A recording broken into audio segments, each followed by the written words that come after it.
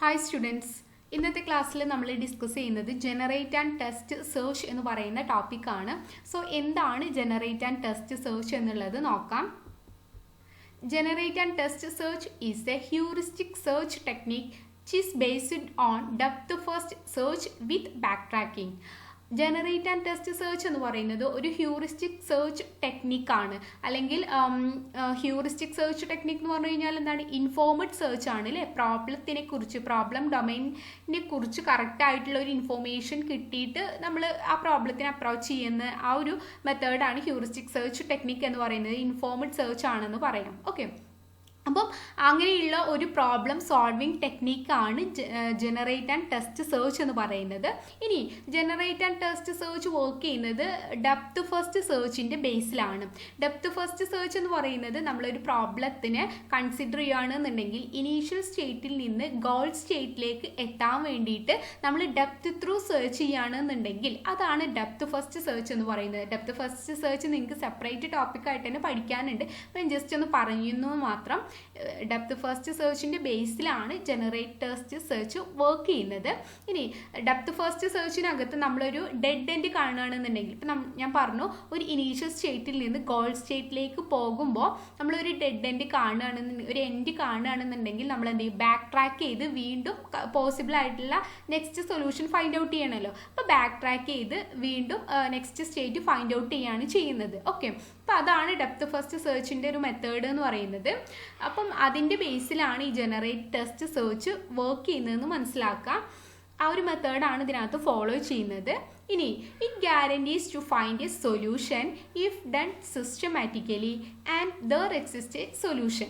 Okay, ഇനി ഇത് systematic ആയിട്ട് നമ്മൾ ചെയ്യുകയാണെന്നുണ്ടെങ്കിൽ ഇതിനകത്ത് ഒരു സൊല്യൂഷൻ ഡെഫിനറ്റ് ആയിട്ട് ഫൈൻഡ് ഔട്ട് ചെയ്യാൻ പറ്റും. അതാണ് ജനറേറ്റ് ആൻഡ് ടെസ്റ്റ് സെർച്ചിൻ്റെ പ്രത്യേകത എന്ന് പറഞ്ഞു കഴിഞ്ഞാൽ. സൊല്യൂഷൻ ഉണ്ട് എന്നുണ്ടെങ്കിൽ, എക്സിസ്റ്റ് ആയിട്ട് ഒരു സൊല്യൂഷൻ ഉണ്ട് എന്നുണ്ടെങ്കിൽ നമ്മൾ സിസ്റ്റമാറ്റിക് ആയിട്ട് ചെയ്തു പോവുകയാണെന്നുണ്ടെങ്കിൽ നമുക്കൊരു സൊല്യൂഷൻ ഫൈൻഡ് ഔട്ട് ചെയ്യാൻ പറ്റും. ഓക്കെ, ഇനി in this technique all the solutions are generated and tested four best solution.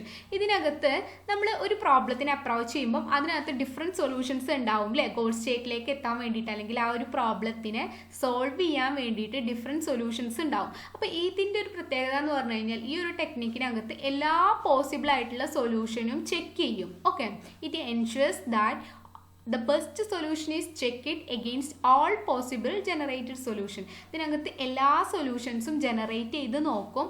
അതിൽ നിന്ന് ബെസ്റ്റ് ആയിട്ടുള്ള സൊല്യൂഷനെ മാത്രമാണ് ടെസ്റ്റ് ചെയ്യുന്നത്, അല്ലെങ്കിൽ ബെസ്റ്റ് സൊല്യൂഷനെ മാത്രമാണ് നമ്മൾ ചെക്ക് ചെയ്യുന്നത്. ഓക്കെ, നമ്മൾ പറഞ്ഞു ഒരുപാട് സൊല്യൂഷൻസ് ഉണ്ടാവും. എല്ലാ സൊല്യൂഷൻസും തന്നെ ഇതിനകത്ത് ജനറേറ്റ് ചെയ്ത് നോക്കും. എത്രത്തോളം സൊല്യൂഷൻസ് വരാനുണ്ടോ അത്രത്തോളം സൊല്യൂഷൻസ് ജനറേറ്റ് ചെയ്ത് നോക്കും. അപ്പം ദാറ്റ് മീൻസ് നമുക്കറിയാം, അപ്പോൾ അതിൽ നിന്ന് തന്നെ മനസ്സിലാക്കും ആ പ്രോബ്ലം എന്ന് പറയുന്നത് അത്രയും തന്നെ ടൈം കൺസ്യൂമിങ് ആണ് അല്ലേ? എത്രത്തോളം സൊല്യൂഷൻസ്, ഇപ്പോൾ ഒരു പ്രോബ്ലത്തിന് അപ്രോച്ച് ചെയ്യുമ്പോൾ അതിന് ഡിഫറെൻറ്റ് സൊല്യൂഷൻസ് ഉണ്ടാവും. ആ സൊല്യൂഷൻസ് എല്ലാം ജനറേറ്റ് ചെയ്ത് നോക്കുക എന്ന് പറയുന്നത് അത്രയും ടൈം കൺസ്യൂമിങ് ആണ്. അപ്പോൾ അങ്ങനത്തെ ഒരു ടെക്നിക്ക് കൂടിയാണ് ഈ ജനറേറ്റ് ആൻഡ് ടെസ്റ്റ് സെർച്ച് എന്ന് പറയുന്നത്.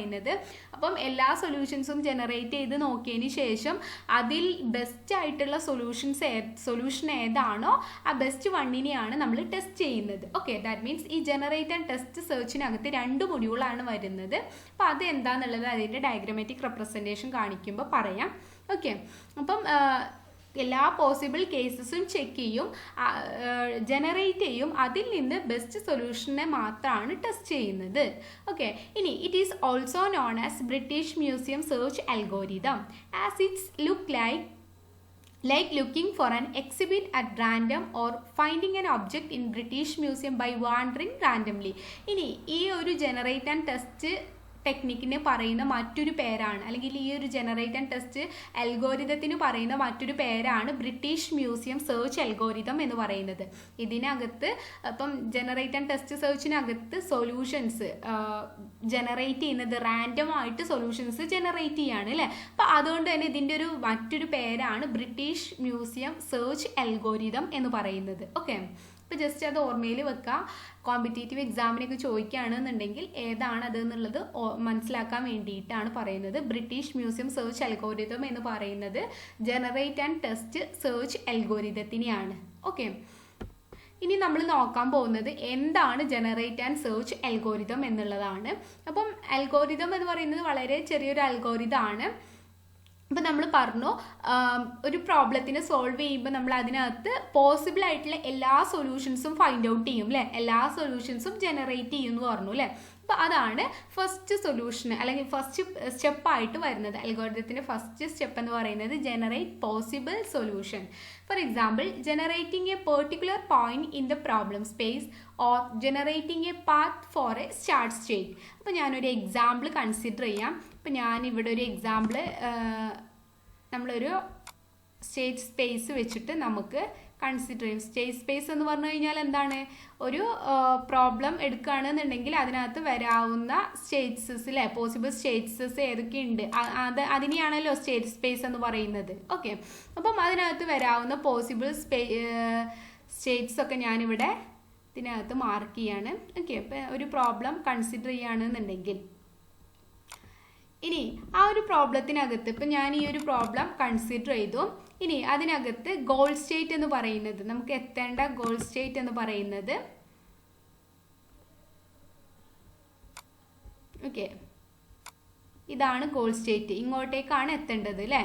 നമുക്ക് നമ്മളുടെ പ്രോബ്ലത്തിനകത്ത് പ്രോബ്ലം എന്ന് പറയുന്നത് ഇതാണ് നമ്മളുടെ ഗോൾ സ്റ്റേറ്റ്. നമുക്ക് സെർച്ച് ചെയ്ത് ഈ ഒരു സ്റ്റേറ്റിലേക്കാണ്, സപ്പോസ് എച്ച് എന്ന് പറയുന്ന ഒരു സ്റ്റേറ്റ്, ഏതെങ്കിലും ഒരു നെയിം ഓക്കെ എച്ച് എന്ന് പറയുന്ന ഒരു സ്റ്റേറ്റിലേക്കാണ് നമ്മളുടെ ഗോൾ സ്റ്റേറ്റ് എന്നുണ്ടെങ്കിൽ ഇത് തന്നെയാണ് നമ്മൾ സെർച്ച് ചെയ്ത് ഇങ്ങോട്ടേക്കാണ് എത്തേണ്ടത്. ഓക്കെ, ഇതാണ് നമ്മളുടെ ഗോൾ സ്റ്റേറ്റ് എന്ന് പറയുന്നത്. ഇനി പ്രോബ്ലം സോൾവ് ചെയ്യുമ്പം നമ്മൾ ഇനീഷ്യൽ സ്റ്റേറ്റ് ആയിട്ട് കൺസിഡർ ചെയ്യുന്നത് ഈ ഒരു സ്റ്റേറ്റിനെയാണ് അല്ലേ. അപ്പോൾ നമ്മൾ എന്ത് ചെയ്യും, ഈ സ്റ്റേറ്റിൽ നിന്ന് ഗോൾ സ്റ്റേറ്റിലേക്ക് എത്താനുള്ള ബെസ്റ്റ് സൊല്യൂഷൻ അല്ലെങ്കിൽ ബെസ്റ്റ് പാത്താണ് നമ്മൾ ഫൈൻഡ് ഔട്ട് ചെയ്യുക അല്ലേ. അപ്പോൾ ബെസ്റ്റ് പാത്ത് ഫൈൻഡ് ഔട്ട് ചെയ്യുമ്പോൾ നമ്മൾ എന്ത് ചെയ്യും, ജനറേറ്റ് ആൻഡ് ടെസ്റ്റ് സൊല്യൂഷൻ എന്ന് പറയുമ്പം ഇതിനകത്ത് വരാവുന്ന എല്ലാ പോസിബിൾ സൊല്യൂഷൻസും ഫൈൻഡ് ഔട്ട് ചെയ്യും. ഓക്കെ, അപ്പം ഇതിന് ഡിഫറെൻറ്റ് സൊല്യൂഷൻ ഉണ്ട് ഗോൾ സ്റ്റേറ്റിലേക്ക് എത്താൻ വേണ്ടിയിട്ട് അല്ലേ. അപ്പം നമ്മൾ ഇതിലേക്ക് വരാവുന്ന പോസിബിൾ ആയിട്ടുള്ള എല്ലാ സൊല്യൂഷൻസും ഫൈൻഡ് ഔട്ട് ചെയ്യും. ഓക്കെ, ആ ഡിഫറെൻറ്റ് പാത്തുകൾ കൂടെ ഞാൻ വരയ്ക്കാം. അപ്പോൾ ഇതിനകത്ത് ഒരു പാത്ത് ഇതിനകത്ത് വരച്ചിട്ടുള്ളൂ, ഞാനതൊന്ന് മോഡിഫൈ ചെയ്ത് വരയ്ക്കാം. ഓക്കെ, ഇപ്പം ഗോൾ സ്റ്റേറ്റിലേക്ക് എത്താൻ ഡിഫറെൻറ്റ് പാത്തുകൾ ഉണ്ട് അല്ലേ.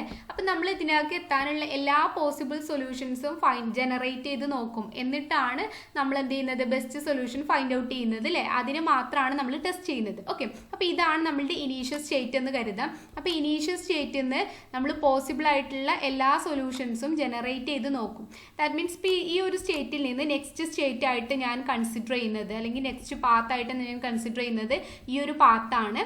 എന്നിട്ട് നെക്സ്റ്റ് സ്റ്റേറ്റ് ആയിട്ട് ഇത് കൺസിഡർ ചെയ്തു. ഓക്കെ, എന്നിട്ട് ഇപ്പോൾ ഈ ഒരു സ്റ്റേറ്റിൽ എത്തിക്കഴിഞ്ഞാൽ എന്ത് ചെയ്യണം, test to see if this is the actual solution by comparing the chosen point or the end point of the chosen path to set acceptable goal state. അപ്പം എന്ത് ചെയ്യണം, ഓരോ സ്റ്റേറ്റിൽ എത്തിക്കഴിഞ്ഞാൽ നമ്മൾ അത് ഗോൾ സ്റ്റേറ്റുമായിട്ട് കമ്പയർ ചെയ്ത് നോക്കണം. ഇതാണോ ഗോൾ സ്റ്റേറ്റ് ആയിട്ട് വരുന്നത്, അല്ല ഇതല്ല ഗോൾ സ്റ്റേറ്റ് ആയിട്ട് വരുന്നതെന്നുണ്ടെങ്കിൽ എന്ത് ചെയ്യണം, നെക്സ്റ്റ് പോസിബിൾ സൊല്യൂഷൻ നമ്മൾ എന്ത് ചെയ്യണം, ഫൈൻഡ് ഔട്ട് ചെയ്യണം അല്ലേ. ഇഫ് എ സൊല്യൂഷൻ ഫൗണ്ട്, ഇപ്പോൾ കറക്റ്റായിട്ടൊരു സൊല്യൂഷൻ ഫൈൻഡ് ഔട്ട് ചെയ്തു. ഇപ്പോൾ ഞാൻ ഇതുവഴി സെർച്ച് ചെയ്ത് പോയിട്ട് കറക്റ്റായിട്ടൊരു സൊല്യൂഷൻ ഫൈൻഡ് ഔട്ട് ചെയ്തു, ഈ ഒരു പാത്ത് വഴി സെർച്ച് ചെയ്ത് പോയിട്ട് കറക്റ്റായിട്ട് ഗോൾ സ്റ്റേറ്റിൽ എത്തി എന്നുണ്ടെങ്കിൽ എന്ത് ചെയ്യാം, എനിക്കിതിൽ നിന്ന് ക്വിറ്റ് ചെയ്യാം. അതാണ് തേർഡ് സ്റ്റെപ്പിനകത്ത് പറയുന്നത്. ഇനി ഇവിടെ എത്തി, ഇത് കറക്റ്റായിട്ടൊരു സൊല്യൂഷൻ ഇപ്പം നമ്മൾ ചെക്ക് ചെയ്ത് നോക്കുമ്പം ആക്ച്വൽ സൊല്യൂഷന് എന്ത് ചെയ്യാം, നമ്മൾ ഗോൾ സ്റ്റേറ്റ് അല്ലെങ്കിൽ ചൂസൺ പോയിന്റ് അല്ലെങ്കിൽ എൻഡ് പോയിന്റുമായിട്ട് കമ്പയർ ചെയ്ത് നോക്കും, ഗോൾ സ്റ്റേറ്റുമായിട്ട് കമ്പയർ ചെയ്ത് നോക്കും. ഓരോ സ്റ്റേറ്റിൽ എത്തിക്കഴിഞ്ഞാൽ അതാണോ ഗോൾ സ്റ്റേറ്റ് ആയിട്ട് വരുന്നത്, അല്ല അതല്ല ഗോൾ സ്റ്റേറ്റ് എന്നുണ്ടെങ്കിൽ എന്ത് ചെയ്യും, നമ്മൾ നെക്സ്റ്റ് സൊല്യൂഷൻ വീണ്ടും ഫൈൻഡ് ഔട്ട് ചെയ്യുകയാണ് ചെയ്യുന്നത്, വീണ്ടും പോസിബിൾ സൊല്യൂഷൻസ് ജനറേറ്റ് ചെയ്യാണ്. അതാണ് ഇവിടെ പറഞ്ഞിട്ടുള്ളത്. Otherwise correct solution find out ചെയ്തിട്ടില്ല എങ്കിൽ എന്ത് ചെയ്യണം, otherwise go to step 1. Again ഈ സ്റ്റെപ്പ് 1ലേക്ക് തന്നെ റിട്ടേൺ ചെയ്യാനാണ് പറഞ്ഞിട്ടുള്ളത്. എന്നിട്ട് വീണ്ടും എന്ത് ചെയ്യുക, പോസിബിൾ ആയിട്ടുള്ള സൊല്യൂഷൻസ് ഫൈൻഡ് ഔട്ട് ചെയ്യുക. ഓക്കെ, അപ്പം ഇതാണ് generate and test search algorithm എന്ന് പറയുന്നത്.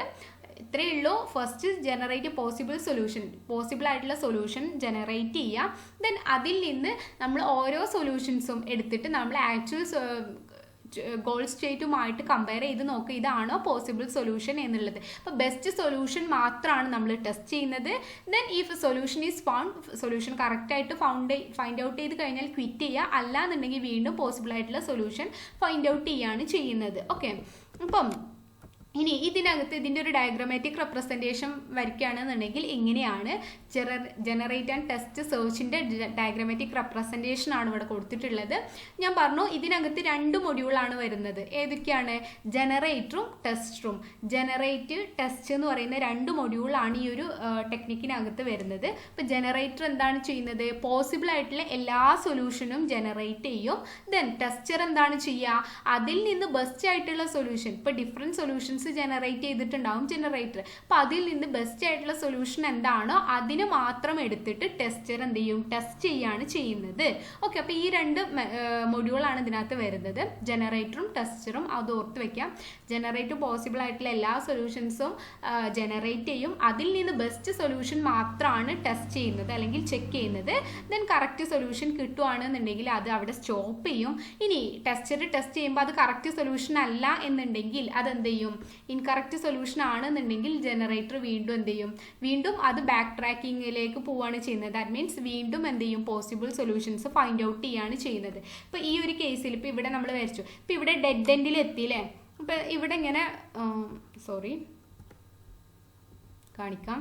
ഓക്കെ, ഇപ്പോൾ ഇവിടെ ഈ ഒരു പാത്ത് വഴി പോവുകയാണെന്നുണ്ടെങ്കിൽ ഞാനൊന്ന് കളറ് മാറ്റിയിട്ട്, ഇപ്പോൾ ഈ ഒരു പാത്ത് വഴി നമ്മൾ പോവുകയാണെന്നുണ്ടെങ്കിൽ ഓക്കെ, ഈ ഒരു പാത്ത് വഴിയാണ്, ഈ ഒരു പാത്താണ് നമ്മൾ ചൂസ് ചെയ്യുന്നതെന്നുണ്ടെങ്കിൽ ഇപ്പോൾ ഇവിടെ എന്താണ്? ഇവിടെ നമ്മളൊരു ഡെഡ് എൻഡിൽ എത്തിയിരിക്കുകയാണ് അല്ലേ? ഇപ്പം നമ്മൾ ഡെപ്ത് ഫസ്റ്റ് സെർച്ച് ടെക്നിക്ക് എന്ന് പറഞ്ഞു കഴിഞ്ഞാൽ എന്താണ്? ഇപ്പോൾ ഈ ഒരു നോഡിലാണ് നമ്മൾ എത്തിയിരിക്കുന്നതെന്നുണ്ടെങ്കിൽ എന്താണ്? ഈ നോഡ് എന്താണ്? ഒരു ഡെഡ് എൻഡാണ്. ഇവിടുന്ന് എങ്ങോട്ടേക്കും പോകാനുണ്ടോ? ഇല്ല. അപ്പം നമ്മൾ എന്ത് ചെയ്യും? തിരിച്ച് നമ്മൾ പോവുകയാണ് ചെയ്യുന്നത്, തിരിച്ച് ബാക്ക് ട്രാക്ക് ചെയ്യുകയാണ് ചെയ്യുക. ഓക്കെ, അപ്പോൾ ആ ഒരു ടെക്നിക്കാണ് ഡെപ്ത് ഫസ്റ്റ് സെർച്ച് ടെക്നിക്കിനകത്ത് വരുന്നത്.